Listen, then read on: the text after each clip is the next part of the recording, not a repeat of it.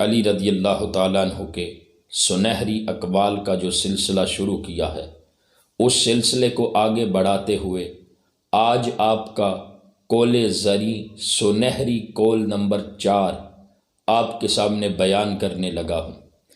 حضرت علی المرتضیٰ شیر خدا رضی اللہ تعالیٰ عنہ نے فرمایا، جو بندہ اللہ کو بھول جاتا ہے، جو شخص اللہ کو بھول جاتا ہے، اللہ تعالیٰ اس کو اس کی اپنی جان بھی بلا دیتا ہے۔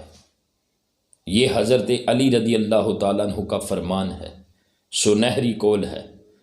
اب اس قول کو ہم تھوڑا سا سمجھتے ہیں کہ حضرت علی رضی اللہ تعالیٰ عنہ کیا فرما رہے ہیں۔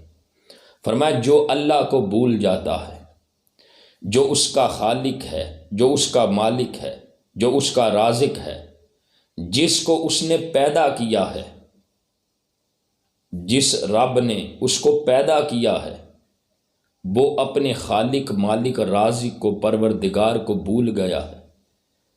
تو جب وہ اپنے رب کو ہی بھول گیا جس نے پیدا کیا ہے، تو فرمایا اللہ تعالیٰ پھر اس کو اپنی جان سے بھی، جو اس کی بندے کی اپنی جان ہے نا، اسے بھی بلا دیتا ہے۔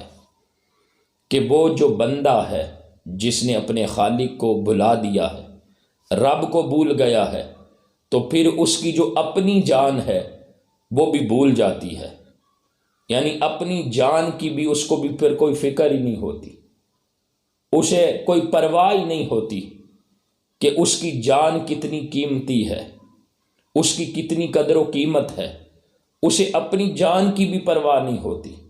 جو اللہ کو بھول جاتا ہے نا، وہ اپنے آپ کو بھی بھول جاتا ہے۔ کیوں؟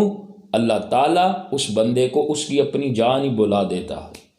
تو جس کو اللہ رب العزت اس کو اپنی جان بھی بلا دے تو اس بندے کا کیا حال ہوگا؟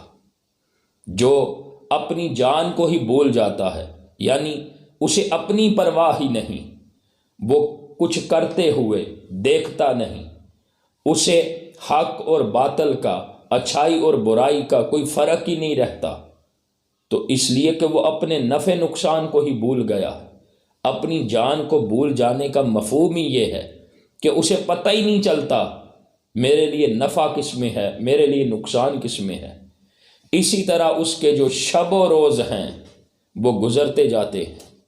ایک دن وہ بندہ انجام کے قریب چلا جاتا ہے۔ جب انجام کے قریب چلا جاتا ہے تو وہ نامراد اور ناکام ہوتا ہے، اس لیے کہ اس نے اپنے رب کو بلا دیا ہے، اپنے خالق کو بلا دیا ہے جس نے اسے سب کچھ عطا کیا ہے۔ تو حضرت علی رضی اللہ تعالیٰ عنہ کے اس فرمان میں کمال حکمت ہے۔ اللہ تعالیٰ حضرت علی شیر خدا کے فرامین کو ہم سب کو سمجھنے کی توفیق عطا کرے۔ وما علینا الا البلاغ المبین۔